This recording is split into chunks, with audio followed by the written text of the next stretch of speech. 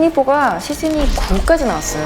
근데 이분이 뭐 24에서는 잭 바우어, CTU의 요원이었고 재밌는 게 그 보통 스파이 액션의 3대 이 가장 대표적인 캐릭터가 전부 다 JB예요. 잭 바우어? 제임스 본드, 잭 바우어. 그 다음에 바로 제이슨 본. 존 박, 우리나라. 오! 존박 근데 P를 쓰지 않아요? JP 아니야? 존 박.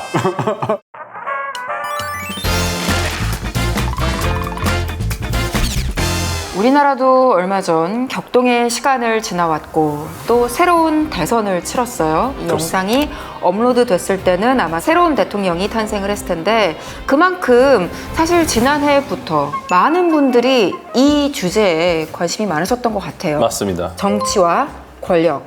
사실 사람이 셋만 모여도 인간이 셋만 모여도 정치가 시작된다는 말이 있잖아요. 셋이요. 네. 3. 하나 둘 셋. 숫자 발언 주의해 주시기 바랍니다. 아, 3번은 없었어요. 혹시 모르니까. 네네네. 아이 무슨 소리 하나 했네. 아이 그걸 그렇게 주의하세요. 연결하면 안 되지. 혹시나 오해들 하실까봐 저희가 의상도 각별히 신경을 썼죠. 철저하게 지금. 네, 무채색으로. 사실 저는 네. 그래서 일부러 하얀색 옷을 입고 오긴 했는데 배도님한테 제일 배신감 느껴요. 저요. 우리 오늘 의상 가볍게 입고 오자고. 글쎄 말이야, 완전히 입고 오자고 권력자처럼. 했는데 갑자기 왜 재킷을 입어요? 약간 메시 소재라 가볍습니다. 정치권의 러브콜을 기다리는 겁니까?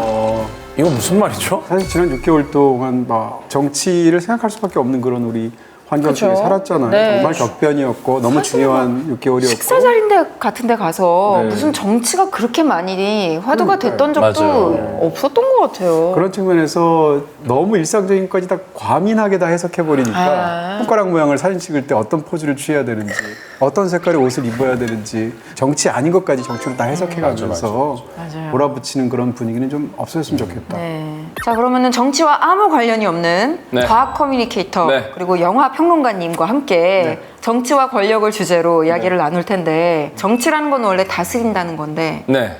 권력 어떻게 정의할 수 있을까요? 뭐 권력은 힘이겠죠. 네. 근데 정치라는 게 뭐 굉장히 여러 가지로 해석이 되지만 세상이 올바르게 굴러갈 수 있게 만드는 게 정치 아닌가.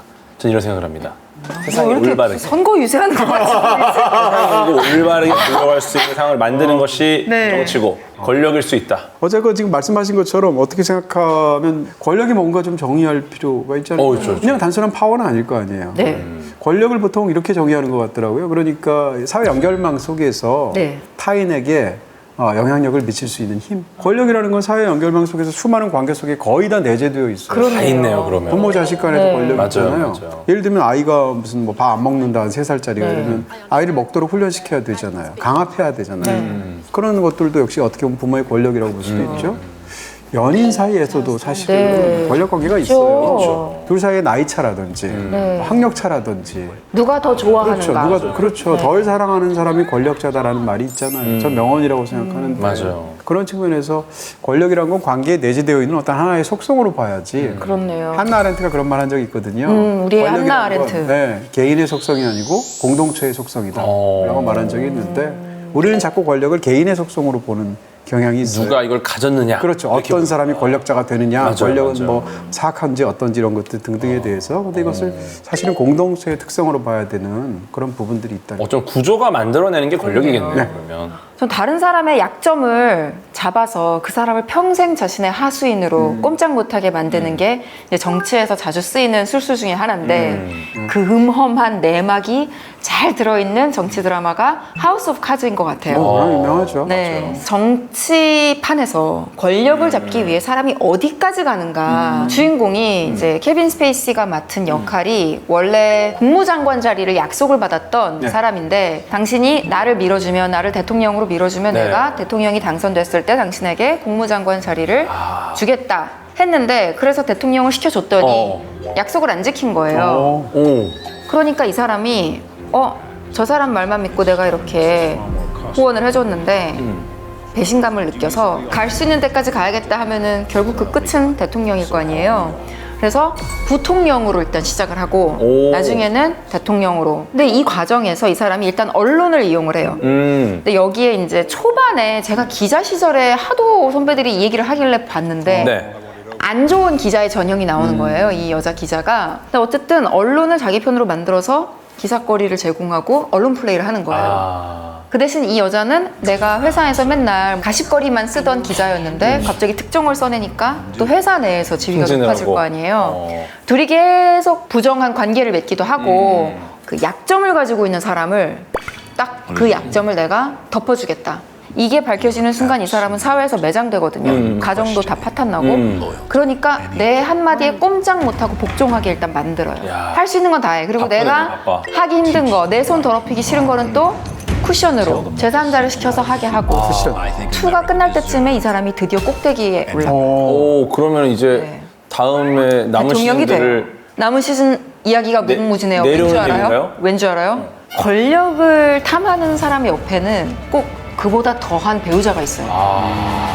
이 사람의 아내, 그러니까 영부인인 사람이 원래는 무슨 NGO 단체 하면서 되게 뭐 입법도 하고 이렇게 좀 좋은 일을 하는 사람이었는데 알고 보니까 정말 권력에 대한 이 야욕이 그분도 그 어마무시한 사람이에요. 대통령을 목표로. 그래서 일단 남편을 대통령으로 만들죠. 케빈 스페이시가 그 백악관의 집무실 그 오발 오피스 전임자가 나가고 깨끗하게 청소가 된 그 네. 책상을 바라보다 갑자기 책상을 파박 하고 쳐요. 네. 그게 바로 넷플릭스에 키면 나오는 소리 뜨동. 그거예요? 진짜로? 진짜? 모두가 다 그렇게 얘기를 하는데 넷플릭스가 공식적으로 인정하지 않았어요. 아, 그래요? 그래서 이제 사람들은 넷플릭스가 케빈 스페이시와의 어떤 추문이 있어서. 성추문이 있었기 때문에 나중에 넷플릭스가 되게 제작에 어려움을 겪거든요. 그래서 이거를 연관짓지 않으려고 일부러 그렇게 스토리를 만들어서 해명을 하는 것이다라고 얘기를 해요. 실제로 하우스 오브 카드 자체를 그러니까 인기를 끌게 된 게 결정적인 영향을 미쳤어요. 현재 넷플릭스를 그쵸. 성장에. 이루는 몇 가지의 결정적인 단계 중에 하나거든요. 그렇다면 일리 충분히 있네요. 상징적으로 쓸 수 있죠. 네. 근데 그렇게 권력에 대한 무시무시한 속성을 실제 그렇기도 했었고 그걸 영화적으로 너무 흥미로운 일종의 정치 코미디, 스릴러 이거 잘 보여준 작품이 많이 안 보셨을 텐데 스탈린이 죽었다라는 작품이 있어요. 굉장히 재밌고요. 봤어요. 그러니까 이게 이제 한국 전쟁이 종전한 것하고도 굉장히 관련이 있는 게 스탈린의 죽음이잖아요. 스탈린이 오랜 세월 독재로서 이 소련의 최상위 층에 있는 권력자로서 군림을 하다가 1953년도에 죽습니다. 죽는데 스탈린이 죽기 전에도 사실은 이 스탈린이 숙청으로 유명하잖아요. 독재자로서. 수많은 사람들을 죽였는데 경쟁자들을 제거하고. 나중에는 경쟁을 하려고 하는 사람이 없었어요. 왜냐하면 너무 무섭게 철권을 행사를 해서 그럼에도 불구하고 의심이 끝까지 남아서 자기 개인 별장에다가 자기의 신복들 이런 사람들을 매일 저녁마다 불러요. 왜냐하면 심각할 정도로 야행성이었거든요. 스탈린이. 밤 10시에 회의를 소집해요. 회의도 하고 또 영화를 좋아했대요. 또 영화를 막 보기도 하고 술을 막 먹이죠. 술을 먹이는데 이 스탈린이 진짜 음험하기 짝이 없는 사람이잖아요. 남들은 독주를 주는 거예요. 계속 막. 근데 자기는 물을 타서 술을 마셔요. 근데 그걸 누가 또 브레이크를 걸지 못하죠. 이 상황에서 계속 스탈린 동지께서 주시는데 안 먹을 수 없잖아요. 그러니까 나머지 사람들이 만취하죠. 그럼 만취하면 그 속에서 약간 속에 있던 불만이 막 나오기도 하고 그럴 거 아니에요. 그럼 다음날 제거하는 거예요. 이런 식의 테스트구나. 방식까지 있는 거예요. 그러니까 그렇게 자기 주변 사람들이 술 먹고 약간 이상한 말을 했다가 다음날 처형 나오고 이런 일을 겪으니까 나머지 강요들이 어떻게 하겠어요? 그 앞에서 온갖 아부를 떨고 일부러 스탈린 앞에서 바보 같은 행동을 해요. 왜냐하면 경쟁자로 의식하면 안 되니까. 저는 찐따입니다 이렇게. 네, 그래서 비밀 경찰의 수장인 실제 다 역사적인 인물이니까 베리아라는 사람과 스탈린 다음에 권력을 나중에 사회에 주게 되는 후르쇼프 있지 않습니까? 두 사람이 서로 배치기도 해요. 스탈린 보는 앞에서 일부러 코믹하게 그런 게 이제 영화에서 묘사가 되는데요. 그러다가 스탈린이 갑자기 죽게 되는 겁니다. 죽게 되는데 쓰러져서 다차에서 죽게 되는데 죽은 것은 밤사이에 쓰러졌는데 아침이 돼가지고 이제 거기를 경비를 서는 군인들이 있지 않습니까? 그 안으로 들어가야 되는데 스탈린이 이쯤 되면 나와야 되는데 나오질 않아요. 그러면 왜 안 나오시지? 하고 들어가 봐야 되잖아요. 무서워서 못 들어갈 것 같은데? 바로 그렇습니다. 평상시에 너무 쫄아 있어서 그러니까. 스탈린이 안 나오는데도 안에 들어가서 확인을 못 해요. 들어가면 또 괜히 숙청당할까 봐. 그때는 술 먹일까 스탈린이 안 죽었거든요. 그 상태에서 쓰러져서 사실은 생사를 하고 있는데 살릴 수 있었는데. 늦어지는 거죠. 그 다음에 이제 나중에 이제 스탈린이 쓰러졌다는 게 뒤늦게 발견이 되겠죠. 그럼 의사를 불러와야 되잖아요. 의사를 불러와야 되는데 실력 있는 의사가 하나도 없어요. 왜냐하면 당시에 유대인에 대한 수청 같은 게 있어가지고 유대인 최고 실력자 의사들을 다 수청해서 처형을 시켜요. 진짜 끔찍하다. 본인이 어떻게 불러일으킨 재앙이네. 그렇죠. 그런 상황에서 남은 사람들이 스탈린이 죽는 과정에서 3단계로 이제 엉망진창의 권력에 대한 행보를 보이게 되는데 스탈린이 죽기 전에는 자기가 경쟁자로 찍히면 안 되니까 바보짓을 하고요. 근데 갑자기 이제 자기가 갑자기 똑똑해졌어, 스탈린. 두 번째로 스탈린이 쓰러지고 나니까 책임이 나한테 오면 어떡하나 해가지고 책임 떠넘기기를 하고요. 그러다가 완벽하게 스탈린이 죽은 것으로 판명이 되고 그 다음부터 후임자를 뽑아야 되잖아요. 그러면 정치위원회 안에서 권력 투쟁을 시작하죠.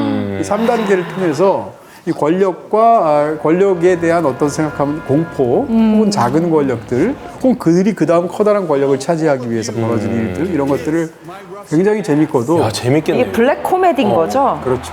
너무 자연스럽게 섬뜩하고 배우들 앙상블들이 너무 좋아서요. 스티브 부시에미를 포함해서 꼭 보시라고 말할 수 있을 것 같아요. 굉장히 훌륭한 정치 코미디입니다. 와. 봐야겠다. 그 제가 영화 한 편을 봤는데 이게 진짜 어떻게 보면 이 작은 마을에서 벌어지는 일로 권력의 속성을 좀 많이 보여주는 영화가 아닌가 이런 게 하나 있습니다. 도그빌이라는 도그빌. 영화인데요. 아우 훌륭하죠. 네, 우리가 무대를 보는 것처럼 연극을 하듯이 가상으로 설정된 무대 구성에서 영화가 시작을 합니다. 그러다가 갑자기 그레이스라는 아름다운 여성이 도그빌에 등장을 합니다. 그게 니콜 니콜 키드만이구나. 키드만. 네. 그래서 한 2주 정도는 이 새로운 인물의 등장으로 마을 사람들이 굉장히 호의를 갖고 받아들여요. 네. 이 그레이스도 이제 본인이 여기 왔으니까 진심을 다해서 마을 구성원이 되려고 노력을 하고 사람들을 돕고 뭐 일을 합니다. 그러다 갑자기 경찰이 딱 와서 실종자 포스터를 붙입니다. 그리고 다시 와서 은행 강도 포스터를 붙여요. 그러니까 범죄자라는 거죠. 이 여성이. 그러니까 호의를 베풀던 마을 사람들이 이제 그레이스가 갈 곳이 없구나. 얘는 지금 숨어 들어온 것이고 얘의 명백한 약점은 더 이상 도망칠 곳이 없다라는 거구나. 그걸 알게 되자마자 이제 대우가 바뀝니다. 즉 권력을 잡았다고 느끼는 거죠. 그래서 노동 착취를 하고요. 고발을 빌미로 이제 동네 남자들이 강간을 합니다.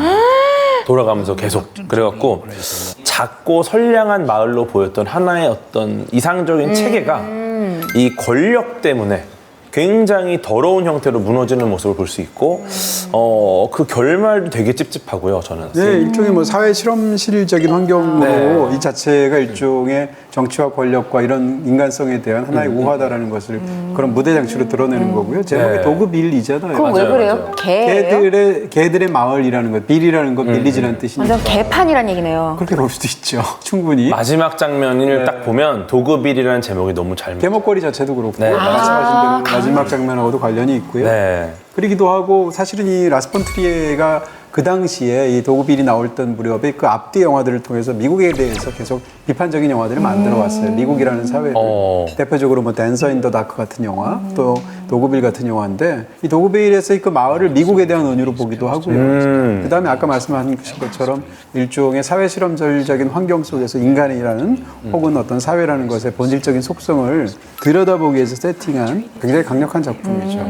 사실 저 이제 그런 쪽에 워낙 관심도 많고 그래서 책에서 본 굉장히 흥미로운 여러 가지 사례들이나 실험들 같은 게 있잖아요. 이런 어떤 권력의 메커니즘 혹은 권력의 본질이 무엇인가에 관한 이쪽으로 이제 굉장히 인간의 권력과 악 혹은 부패에 관한 굉장히 너무 유명한 그런 사회 심리학 실험이 있죠. 그게 바로 이제 필립 짐바르도라는 사람이 70년대 초반에 했었던 스탠포드 감옥 실험입니다. 너무 유명한 사람. 영화도 여러 번 됐어요. 맞아요. 독일 영화로 엑스페리멘트라는 맞아요. 영화가 나오고 굉장히 유명한 실험인데 진짜 충격적인 영화였는데. 그냥 신문에 광고를 내요. 광고를 내가지고 감옥에 관한 심리학 실험을 하려고 하는데 여기에 대해서 자원할 그런 남자 대학생을 모집한다. 그래서 사람들이 모집하면 그 사람들을 무작위로 중요한 건 무작위로 절반은 이제 교도관 팀을 만들고 절반은 이제 죄수팀을 만들죠. 그리고 나서 일종의 어떤 그 생활을 하도록 하는데 교도관들이 점점 더 강압적인 행동을 하게 되고 그걸 실험을 설계한 사람들이 통제할 수 없을 지경으로까지 악화가 되고 그래서 중지하게 돼가지고 그 사건 자체가 굉장히 유명하고 거기에 대해서 이제 글을 쓰고 논문을 쓰게 되는 것인데요. 이 유명한 실험이 말을 하는 것은 특정 상황 속에서 권력이 인간을 악하게 만든다라는 얘기로 보통 많이 썼단 말이에요. 근데 이 실험이 후대에 들어서 굉장히 많은 비판을 받아서 사실은 뭐 조작이 있다 이런 식의 비판들이 많아서 지금 고지고대로 안 받아들이거든요. 제가 말하려고 하는 게 다음 실험인데 2007년도에 웨스턴 켄터키라는 대학에서 연구팀이 이 실험을 똑같이 재현을 해요. 어떻게 재현을 하냐면 애초에 저기에 나왔다고 그랬죠. 광고를 냈다고 그랬죠. 광고에 뭐라고 했냐면 감옥에 대한 심리학 실험을 위해서 자원할 남자 대학생을 모집합니다. 그래서 감옥에 대한이라는 말이 이상하다고 생각한 거예요. 그래서 이 말을 빼요. 뺀 상태에서 똑같이 광고를 냅니다.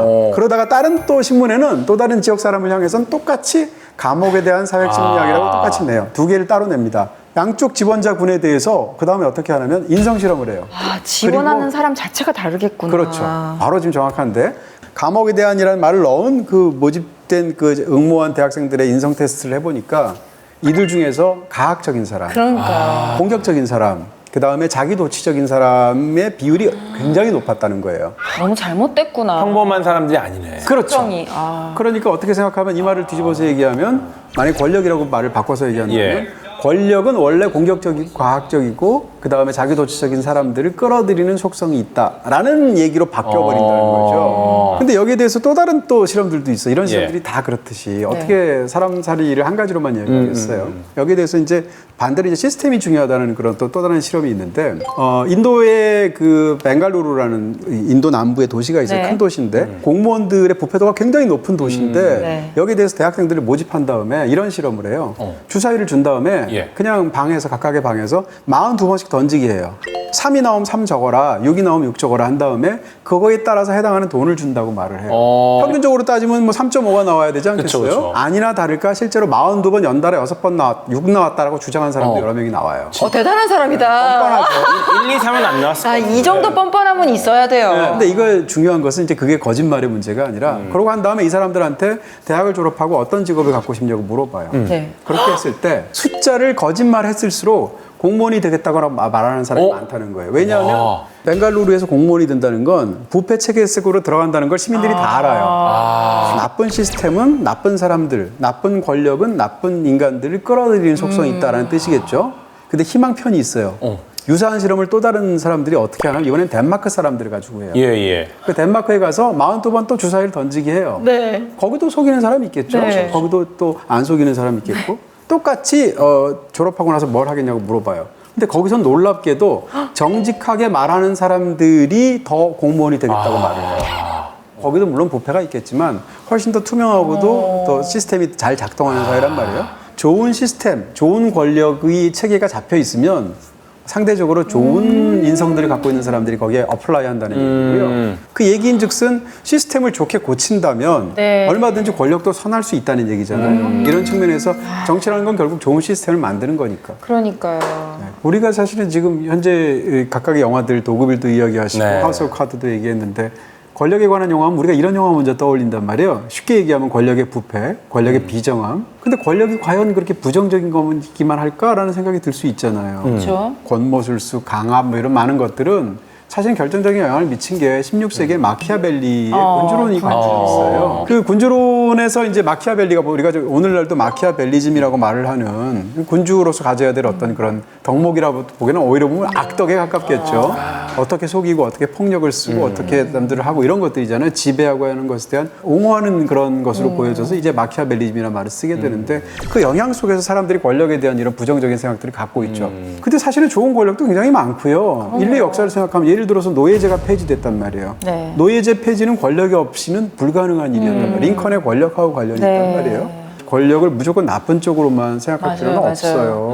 근데 아까 이제 그 여성 기자에 관한 어떤 부정적인 묘사 얘기하셨잖아요. 정반대로 이제 언론에 관해서 권력에 맞서 싸우는 어떻게 보면 또 언론 권력이라고도 말할 수 있는 감동적이면서도 멋지게 만든 스티븐 스필버그 영화가 있어요. 그게 더 포스트. 저 너무 좋아하는 영화예요. 그렇죠. 너무 좋아요. 너무 훌륭한. 저는 사실은 처음 봤을 때보다 나중 보니까 더 좋더라고요. 저널리즘에 대한 얘기. 그렇습니다. 더 포스트 할 때 포스트가 워싱턴 포스트예요. 영화 속에 기자하면 좀 안 좋은 이미지로 훨씬 더 많이 나오는데 그 영화는 이제 전 반대 케이스를 보여주고요. 실화예요. 근데 그 영화가 굉장히 흥미로운 게 저는 그 영화가 권력이라는 테마를 볼 때 두 가지 권력 얘기를 다룬다고 생각하거든요. 하나는 미국의 대통령을 포함한 그 행정부, 정부라는 어마어마한 세계 최강의 권력이 있죠. 거기에 맞서 싸우는 언론인들의 얘기라는 측면에서 부패한 혹은 거짓말을 하는 권력에 어떻게 언론들이 맞서 싸울까에 관한 이야기. 또 한 가지는 이 회사 안에서의 권력인 거예요.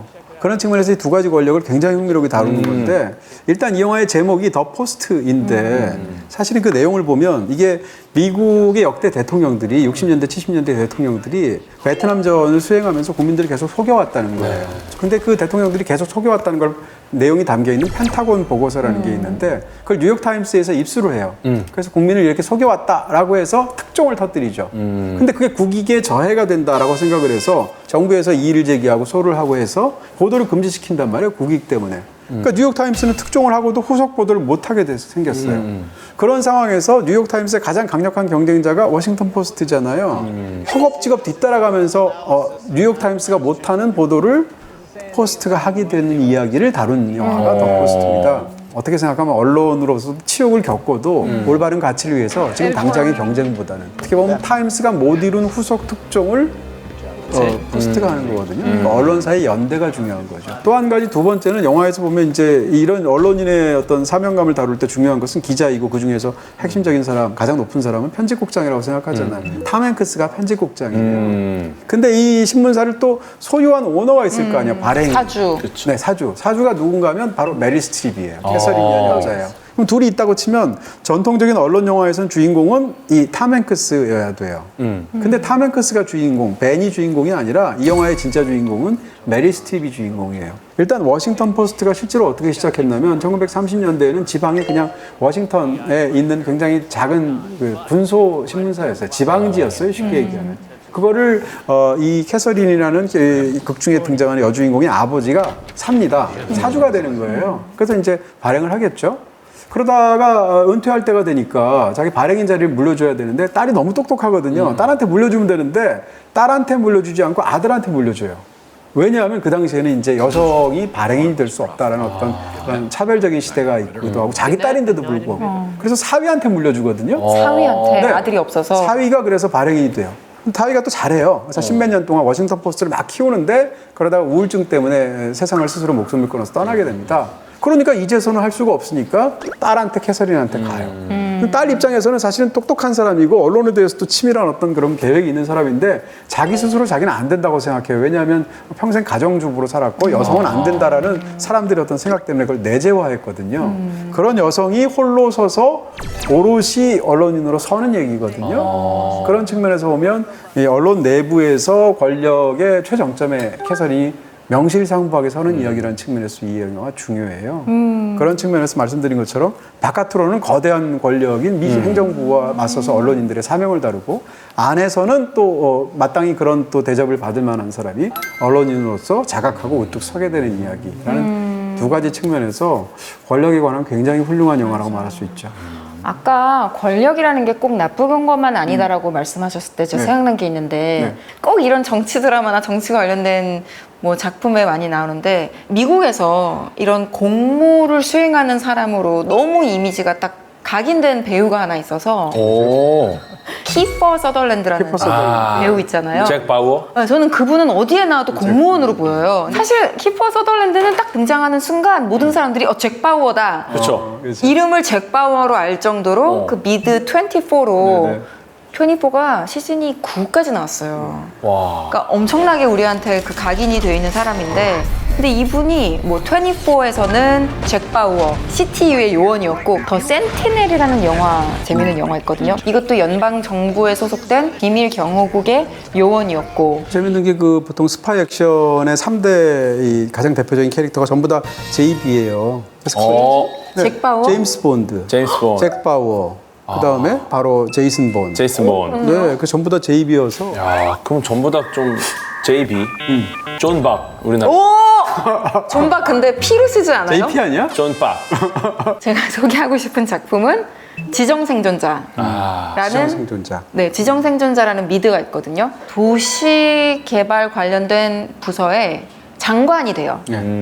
근데 대통령이 연두교서를 하는 날, 새해에 연두교서 발표하잖아요. TV로 지켜보고 있는데 갑자기 국회의사당에서 테러가 발생해서 그 안에 있던 모든 사람들이 다 죽어요. 그러니까 국회의사당이 아예 날려버릴 정도의 대규모 폭발이 일어나는데 잭 바우어가 막았어야지. 적재적소에 인력을 네. 배치하지 않아도 되는 겁니다. 그러니까 뭐 수백 명이 그것도 대통령을 포함한 대통령 그 승계 서열에 있는 모든 고위 공무원들이 다 전멸된 건데 이 사람만 살아남아요.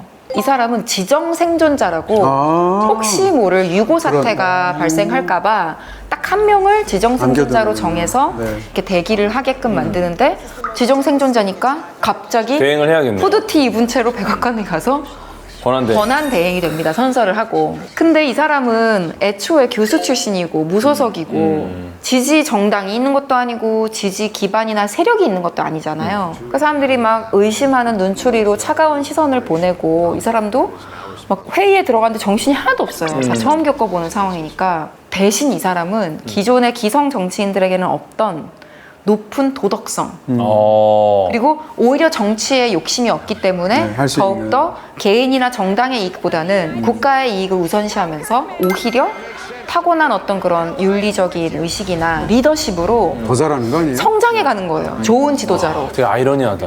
그 네. 기존의 정치인들이 싹 사라져야만이 거기서 이제 도덕성 있는 누군가 나온다는 것 자체가 그러니까 이게 그 냉전 시대에 소련이 핵 공격할까봐 만들어진 제도래요. 지정 생존자 제도가 실제 있다 그러더라고요. 그러니까 이게 배후가 누가 있는지 이거를 밝혀내야 되는데 이걸 밝혀내는 과정에서 적이 외부에 있는 게 아니라 내부에 있을 수도 있다라는 거를 이제 알게 되고 이게 또 다 권력을 탐하는 자들의 그렇겠죠. 어떤 그런 음모였음이 이제 밝혀지게 되는데 뭐 지정 생존자도 그렇고 하우스 오브 카즈도 그렇고 미국 국내 정치를 이제 드라마로 다룬 건데 약간 판을 키워서 국제 정치 네. 국제적으로도 우리 정치해야 되잖아요. 그게 바로 외교고 이걸 다룬 또 드라마가 있었죠. 네. 제목이 너무나도 직접적이에요. 뭐죠? 제목이 외교관이에요. 여기가 정직한 제목, 정직한 내용. 제목이 외교.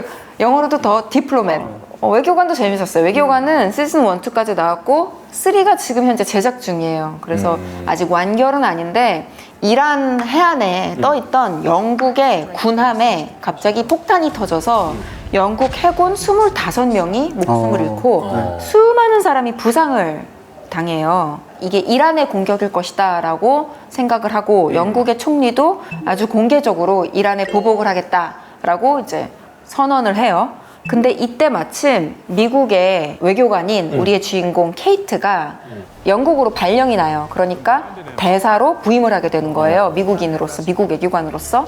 근데 이 여자가 갔더니 배후에 이 진짜 테러범이 이란이 아닌 것 같고 내부에서 역시나 또 배신자가 있는 것 같아요. 그래서 이거를 배후를 막 밝히게 되는 과정인데 그렇게 하면서 미국과 영국, 이란, 프랑스까지 이 모든 이 국가들의 심기를 건드리면 안 되는 거예요. 네. 그래서 막 정말 온갖 외교적인 스킬을 동원해서 이거를 조율하는 내용인데 문제는 이분이 남편이 있는데 이 남편도 유력 정치 인사예요. 그래서 남편도 원래는 외교관으로 직장 상사로 만났던 사람이다 보니까 겉으로는 그냥 이렇게 잘 외조를 하는 것처럼 보이지만 사실은 자기만의 또 계획이 있어요. 자기만의 꿍꿍이가 있어서 아내와 상의도 안 하고 막 판을 짜요. 그 나중에 그걸 아내가 알 때마다 막 엄청 열받아 하는 모습이 나와요.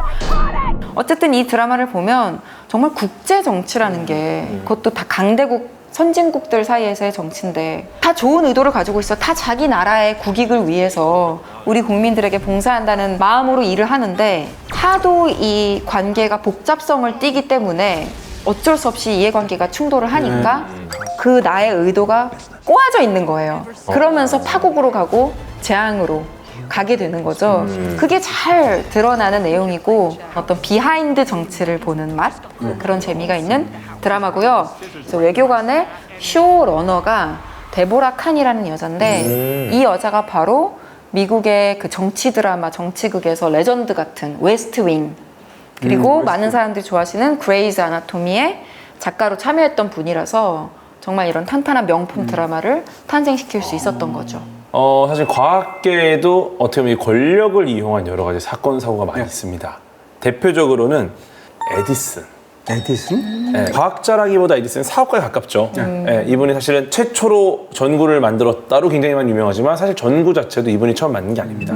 험프리 데이비라는 분이 먼저 만드셨고 세계 최초로 이분이 하신 거는 백열 전구를 상용화시킨 거죠. 네, 기존에 있던 것을 개선해가지고 쓸만하게 만드는 걸 굉장히 잘하셨고 사업화를 시켜서 특허를 내고 돈을 버는 것까지 잘하셨던 그런 분인데 이 에디슨과 테슬라의 경쟁을 다룬 영화로 나온 거 있지 않아요? 그거를 말씀드려요. 그게 바로 커런트 워. 네, 그 거기서 이제 에디슨과 테슬라가 나오고 에디슨 역에 베네딕트 컴버비치, 네, 테슬라 역에 니콜라 솔트. 네, 이렇게 두 분이 나오고요. 네. 재밌는 게 그 조지 웨스팅하우스. 결국 이것도 테슬라와 함께 협업을 해가지고 같이 싸우는. 여기 역에 이제 마이클 셰넌이 참여를 하고 그 스파이더맨의 주인공 톰 홀랜드도 나옵니다. 예를 들어 전구를 개량했어요. 그러면 이제 전구만이 필요한 게 아니라 소켓도 필요하고요. 뭐 여러 가지 뭐 전선, 뭐 전기 시스템 자체가 필요한 거예요. 네. 이것까지도 에디슨이 구축을 합니다.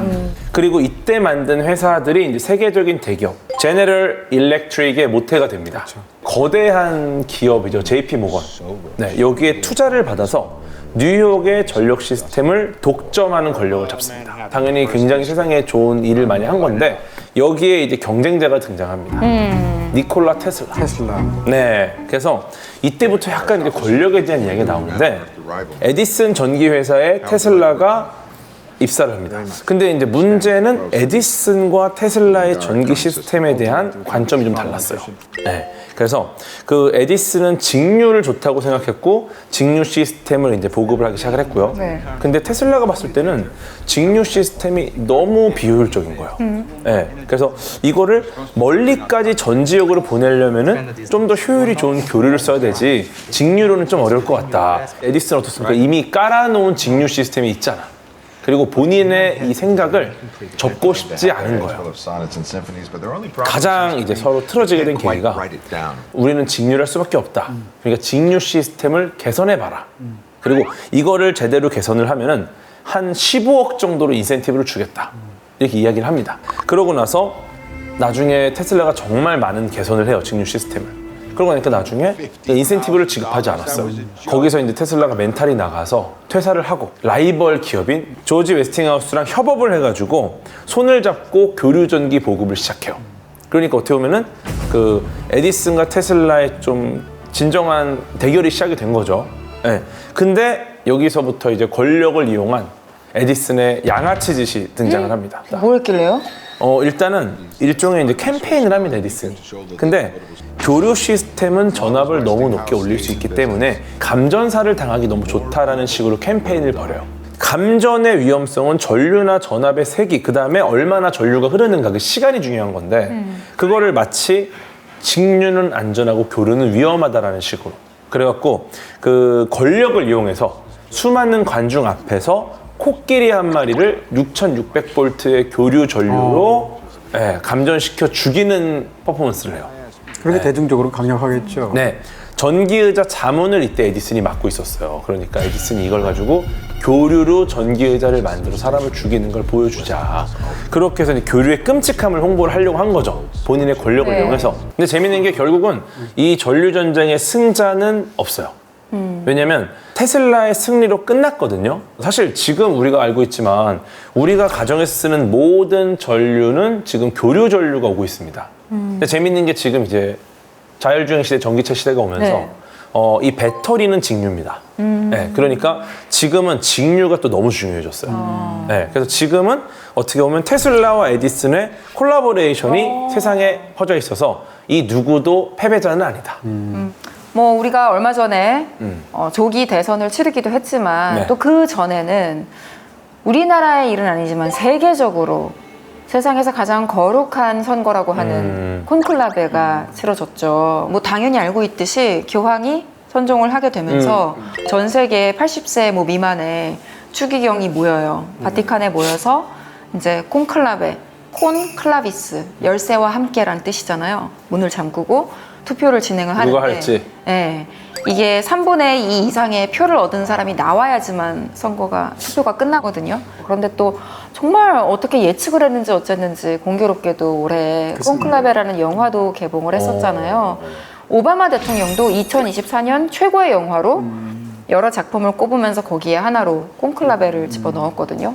이게 또 픽션이고 소설을 원작으로 한 만들어낸 허구의 이야기이기 때문에 약간 정치 이야기고 스릴러물이기도 한데 이 영화에서는 뭐 서로 다 되고 싶어 한다까지는 아니지만 유력한 후보가 몇 명이 있을 거 아니에요.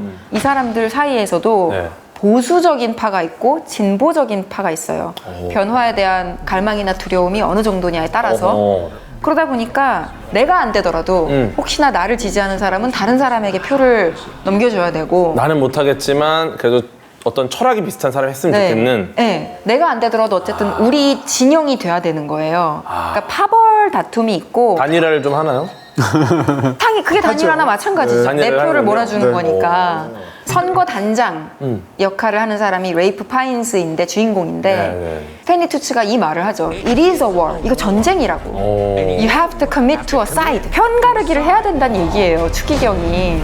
이제 후보들이 서로 견제하기 위해서 일부러 다른 사람의 밝혀져서는 안 되는 비밀이 들춰나게끔 권고술수죠, 뭐 일종. 네. 똑같네요, 그럼 정치랑. 물론 픽션이니까 그리고 또 갇힌 공간이니까 공간적인 한계가 있잖아요. 약간 어둡고 입고 있는 그 붉은색 옷도 시각적으로도. 네, 실제 추기경님들이 착용하는 의상은 조금 더 주황색에 가까운데 더 의상 강렬하게? 담당이 일부러 더 강렬하게 빨간색으로 했다고 하거든요. 그래서 막 터질 것 같아요. 그 안에서의 그 긴장감이 너무 심해서. 그리고 이게 가둬놓고 막 3일 동안 진행하거든요. 3일 동안 6번 투표를 해요. 근데 그러다가 막 한 사람 한 사람 유력했던 사람들이 이제 비껴가게 되니까 네네. 결국에는 누군가가 당선이 되는데, 초반부에 레이프 파인즈 이 선거 단장이 했던 말이 떠오르죠. 그 사람이 무슨 말을 하냐면 네. 내가 가장 두려워하는 적은 확신이다. 확신은 화합의 최대 적이고 확신은 관용의 최대 적이다, 이런 말을 하거든요. 올해 실제 콘클라베가 있었잖아요. 네. 그 나중에 콘클라베에서 실제로 그 사이에 어떤 이야기 나왔는지 바깥에 공포할 수가 없도록 돼 있죠.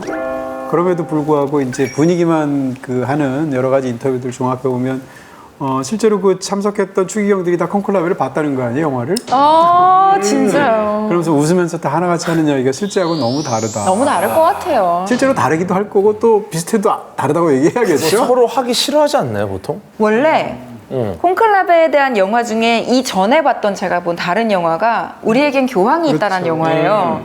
거기 보면은 다 기도를 해요. 주여, 저는 제목이 되지 않습니다. 그러니까. 제발 저는 제 이름이 적히지 않게 해주세요. 그래가지고 막 서로 안 하겠다고 하는 영화인데 이게 더 현실에 가까울 수도 그러니까 있어요. 다 워낙 싫어하는 걸로 알고 있어요. 네, 힘들어서. 임무가 막중하니까. 맞아요. 서로 그 거부하는 영화에서는 모습을. 당선자가 당선이 됐는데 마지막에 최종 관문으로 수락 연설 같은 걸 해야 되거든요. 그러니까 수락을 선언해야 돼요. 받아들이시겠습니까? 했을 때 예를 해야지 끝나는데 그 대답을 안 하고 도망가요. 아, 도주. 네.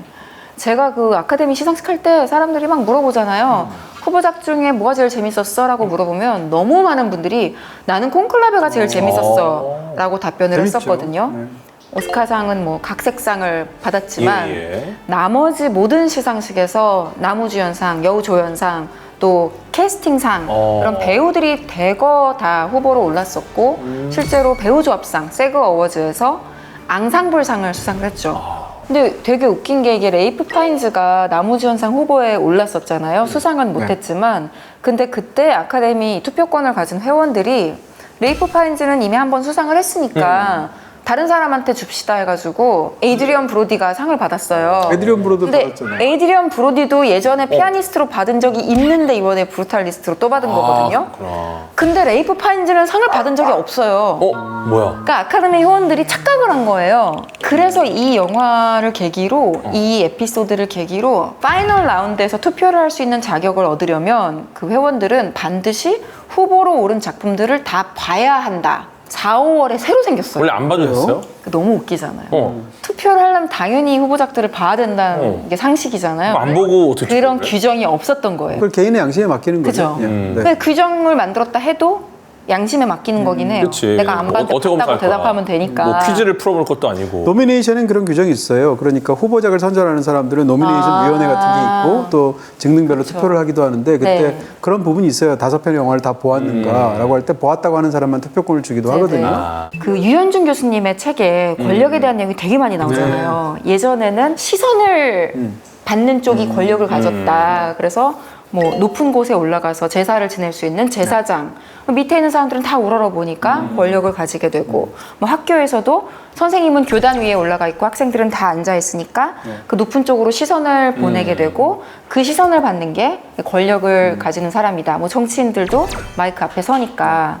근데 이제 지금은 지금은, 이제 TV에 나오는 사람들이 시청자들의 시선을 받으니까 어떻게 보면은 현대에서의 권력을 가진 사람일 수 있겠다. 이제 이 이야기를 하시는데 그래서 우리가 지금 인플루언서라는 말을 쓰잖아요. 네, 그 그러네요. 인플루언스, 영향력을 줄 수 있는 사람이 인플루언서이고 그게 바로 권력의 권력자라는 얘기죠. 의미랑 정확히 상통하는 건데 제가 만든 말이 있어요. 오. 좋은 영향을 주는 사람, 네. 선플루언서. 나는 선플루언서가 돼야겠다라고 생각한 적이 한 번 있었거든요. 근데 정확히 어쨌든 그 권력, 인플루언서를 행사하는 사람이 요즘에 뭐 유튜버도 그렇고 크리에이터도 그렇고 인플루언서들인 것 같아요.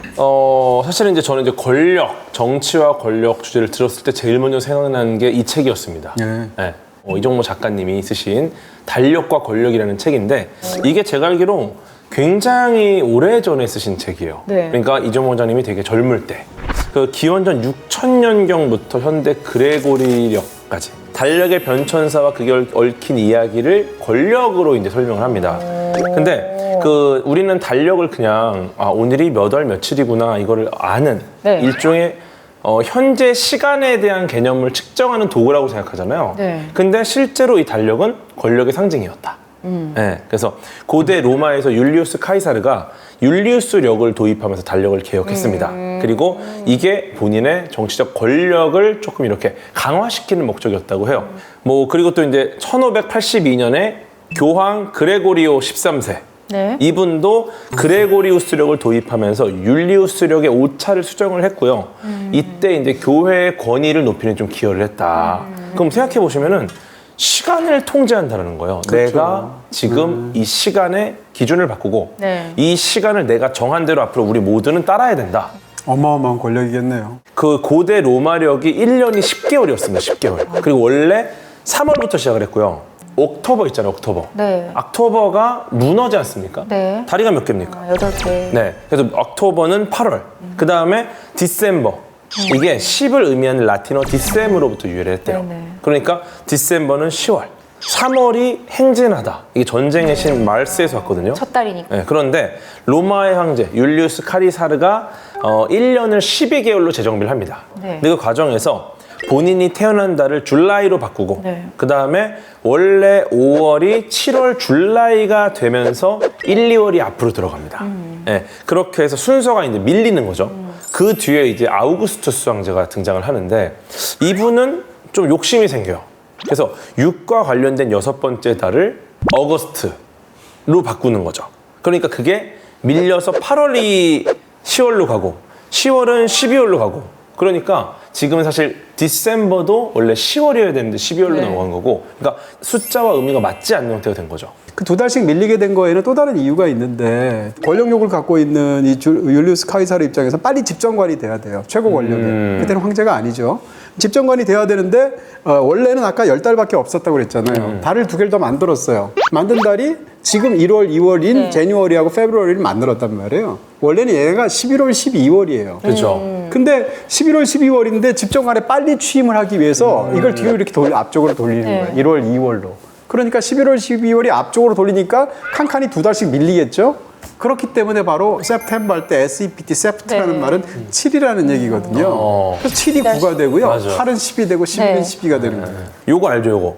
네. 31일, 30, 31. 이거 되게 재밌는 게 31일, 30, 1, 2, 3, 4, 5, 6, 7하고 8 또 찍어야 돼. 왜 또 찍냐? 이상하잖아요. 이게 원래 1, 2, 3, 4, 5, 6, 7 했잖아요. 네. 줄라이? 네. 근데 아우구스투스가 줄라이는 31일인데 왜 나는 30일이야? 나는 오거스트 작은 30일이야. 달이야. 나 이거 하루 더 싫어. 가져야 돼. 나도 31일을 할 거야. 그래갖고 하루를 끌어옵니다. 그래갖고 30일이던 8월이 31일로 늘어나고 진짜요? 네. 근데 이걸 끌어오니까 그런 이유였어? 다른 달에서 하나 가져와야 되잖아. 9월에서 가져왔어요? 2월에서 주워옵니다. 아 정말 이거 맞아요? 맞아요. 너무 웃긴다. 그래서 2월이 줄어들어요. 그러니까 우리 생각하면 그냥 이 달을 나타내는 명칭이나 숫자나 이 달력에 대한 게 네. 그냥 우리한테 효율적인 무언가를 보여주는 걸 생각을 하지만 네. 실제로는 자신의 이름을 이 달력에 남겨서 몇천 년이 지나도 대중들이 사람들이 기억하게 만들려고. 사실은 그 카이사르하고 아우구스투스뿐만 아니라 아우구스투스는 이제 일대 황제잖아요, 로마에. 2대 황제가 티베리우스거든요. 네로가 4대인가 5대인가 황제인데 티베리우스부터 네로까지 다 자기 이름을 이름 붙여요. 마찬 선임다들처럼. 티베리우스도 붙이고 네로도 붙이고 붙이는데 사후에 이들은 이제 그것이 자체가 없어져 버리게 되죠. 다만 아무나 다 받을 수 없으니까. 그렇죠. 아우구스투스하고 율리우스 카이사르는 끝까지 남은 거고요. 근데 지금 이게 뭐가 설명이 되냐면 사실 우리는 뭐 10월 21일 이러면은 1021 이렇게 썼을 때 그게 10월 21일인 게 되게 직관적으로 와닿잖아요. 네네. 근데 굉장히 많은 영어권 사람들이 10을 봤을 때 그걸 10월이라고 연결시키는 게 우리보다 느려요. 왜냐면 10월을 그냥 악토버라고 OCT 이렇게 써버릇해서 왜냐면은 그렇죠. 악토버랑 숫자 10이랑은 연결고리가 맞죠. 느슨한 거예요. 그쵸. 그래서 8월도 우리가 그냥 AUG 이렇게 쓰지 08, 8월 이렇게 해도 이게 그거를 안 써버릇하면은 숫자로 썼을 때 잘 모르는 게 그쵸. 갭이 생기더라고요. 거기다가 일을 먼저 쓰느냐 월을 쓰느냐에 따라 문화권마다 다르잖아요. 예를 들면 01.04라고 써버리면 4월 1일인지 네. 1월 4일인지 맞아요. 문화권마다 다르단 말이에요. 그런 면에서도 혼란이 있죠. 근데 재밌죠. 이게 왜냐면 새로 무언가가 만들어지면 뒤에 붙는 게 정상인데 이걸 앞으로 붙이고 나머지를 전부 밀어서 숫자들을 의미랑 안 맞게 만들어 버렸다라는 거는 이게 얼마나 큰 권력이에요. 얼마나 큰 권력입니까 이게. 이거 얼마나 다시 권력의 횡포예요. 누군가가 와서 바로 잡아주지 않을까요? 바로 어마어마한 권력을 가진 바로 회초리 맞지 않을까요? 아니 제 원상 복귀해야 되는 세상에 시스템인 혼란을 거잖아. 가했다. 뭐 이름을 다루 잡기도 하는데 너무 큰 관행으로 굳어져 버리니까. 그리고 너무 오래됐어 이게. 그러니까. 그러니까.